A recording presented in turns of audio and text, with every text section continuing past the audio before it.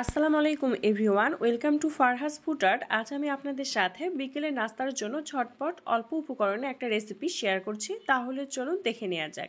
প্রথমে মিক্সিং বলে দিয়ে দিচ্ছি 2 কাপের মতো ময়দা, সামান্য পরিমাণে লবণ আর স্বাদ মতো চিনি দিয়েছি। এখানে আমি 3 চা চামচের মতো চিনি দিয়েছি। তারপরে দিয়ে দিচ্ছি 1 চা চামচের মতো ইস্ট দেওয়ার পরে সব উপকরণগুলো ভালো করে মিশিয়ে নিতে হবে। তারপর এখানে দিয়ে দিব রুম টেম্পারেচারে থাকা একটা ডিম। এখানে একটা ডিম বা 2টা ডিমও কিন্তু দিতে পারেন। তারপরে দিয়ে দিচ্ছি কুসুম গরম পানি। পানিটা কিন্তু খুব বেশি গরম হবে না, হাত দিয়ে ধরতে পারি সেইভাবে কিন্তু গরমটা করে নিতে হবে। আর ঠান্ডা পানি এখানে দিবেন না, আবার খুব বেশি গরম পানিও দেওয়া যাবে না।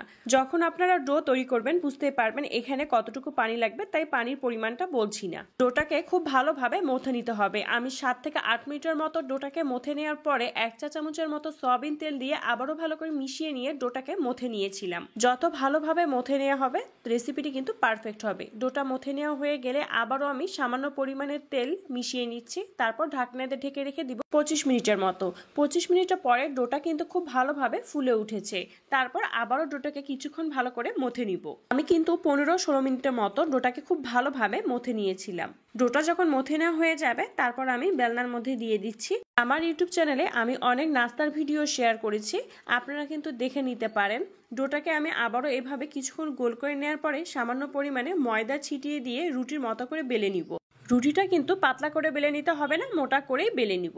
বেলে নেওয়া হয়ে গেলে রুটির উপরে আমি হাতে সামান্য পরিমাণে পানি মিশিয়ে নিয়েছি। এখন রুটির উপরে এভাবে চাপ দিয়ে দিচ্ছি আর দিয়ে দিচ্ছি ভাজা তিল 1 চা চামচের মতো। হাতে পানি দিয়ে মিশিয়ে নিয়েছি, কারণ যখন তিলটা দিব ভাজার সময় পড়ে যাবে না। খুব ভালোভাবে কিন্তু তিলটা সেট হয়ে গিয়েছে। আর একটু আমি হাত দিয়ে চাপ দিয়ে দিচ্ছি। এখন আমি চারকোনা শেপ দিয়ে কেটে নিব। ভিডিওটি দেখলেই বুঝতে পারবেন আমি কিভাবে কেটে নিয়েছি। আপনারা চাইলে যে কোনো শেপ দিয়ে কিন্তু এই পাউরুটিগুলো কেটে নিতে পারেন। বেশি করে তৈরি করতে চাইলে উপকরণগুলো বাড়িয়ে নিতে পারেন। বাড়িতে যদি ময়দা না থাকে ময়দার পরিবর্তে আটা দিয়েও কিন্তু তৈরি করতে পারেন। সবগুলো যখন কেটে নেওয়া হয়ে যাবে চুলার জাল মিডিয়ামে রেখে প্যানে পরিমাণ মতো তেল গরম করতে দিয়েছি। আর তেলটা খুব বেশি গরম করতে হবে না, হালকা যখন গরম হয়ে আসবে পাউরুটিগুলো সব দিয়ে দিচ্ছি। আর চুলার জাল একবারে কম করে দিয়ে কিন্তু ভেজে নিতে হবে, না হলে ভেতরে কাঁচা আর উপরে দেখলে মনে হবে হয়ে গিয়েছে।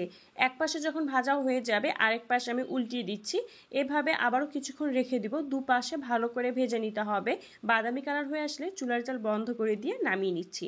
একটা ছাঁকনির মধ্যে নামিয়ে নিচ্ছি, তাহলে এক্সট্রা যে তেলটা থাকে সেটা ঝরে যাবে। বাসায় থাকা অল্প কিছু উপকরণ দিয়ে এই পাউরুটিগুলো কিন্তু খুব সহজে তৈরি করতে পারেন। বিকেলে 1 কাপ চায়ের সাথে এই পাউরুটিগুলো পরিবেশন করতে পারেন। আমি একটা ভেঙে আপনাদেরকে দেখিয়ে দিচ্ছি, ভিতরটা কিন্তু পারফেক্ট ভাবে তৈরি হয়েছে। রেসিপিটি যদি আপনাদের কাছে ভালো লেগে থাকে আমার ইউটিউব চ্যানেলটি সাবস্ক্রাইব করে দিবেন। তাহলে আজ এতটুকুই। ভালো থাকবেন, সুস্থ থাকবেন। আল্লাহ হাফেজ।